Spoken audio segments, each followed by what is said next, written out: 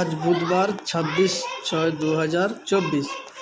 আজ লোকসভা স্পিকার নির্বাচন নিয়ে নজিরবিহীন পরিস্থিতি। শাসক ও এনডিএ জোট এই পদে শাসক দলের ওম বিড়লাকে মনোনীত করেছেন এনডিএ তরফ থেকে, কিন্তু মঙ্গলবার হঠাৎ আসরে নেমে পাল্টা দাবি ঘোষণা করেছেন কংগ্রেসের তরফ থেকে। কেরলের আরবারের সাংসদ কে সুরেশকে শাসক বিরোধী এই টক্করে জেরেই দীর্ঘ 48 বছর পর ফিরে ভোটাভুটি হতে চলেছে লোকসভা স্পিকার নির্বাচনে। সর্বোত্তমে যে স্পিকার নির্বাচন হচ্ছে, সোমবার রাতে কংগ্রেসের সভাপতি মল্লিকার্জুন খাড়গে টেলিফোন করেছিলেন কেন্দ্রীয় স্বরাষ্ট্রমন্ত্রী রাজনাথ সিং, কিন্তু তখনও প্রথমে ডেপুটি স্পিকার বিরোধী দাবি ছাড়ার খাড়গে, কিন্তু সরকার তা মেনে নেয়নি। তাই বিরোধিতা বার্তা দিয়েছেন কংগ্রেস। সেই কংগ্রেসের প্রার্থী কে সুরেশকে আজ বুধবার ঠিক বেলা 11টায় ভোটাভুটি হতে চলেছে। এনডিএ ভার্সাস এনডিএ তরফে যে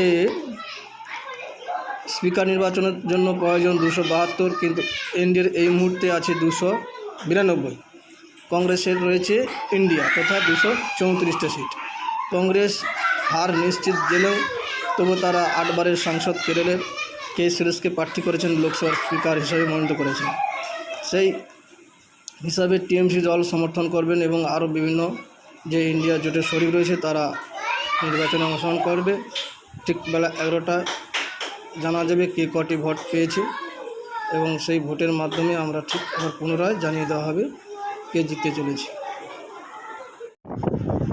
ভোটের বক্তব্য এনডিএ প্রার্থী স্পিকার মনোনীত হলেন। বিরোধী দলনেতা রাহুল গান্ধী ওনাকে শুভেচ্ছা বার্তা জানিয়েছেন। সেই সঙ্গে সঙ্গে বলছেন বিরোধীদের কংগ্রেস যাতে রোধ করা হয় এবং আগামী লোকসভার অধিবেশন চলার সময় যাতে বিরোধীদেরকে কথা বলতে দেওয়া হয় সেই কথা তিনি শুনেছিলেন। ওম বিড়লা পুনরায় দ্বিতীয়বার লোকসভার স্পিকার হিসেবে নির্বাচিত।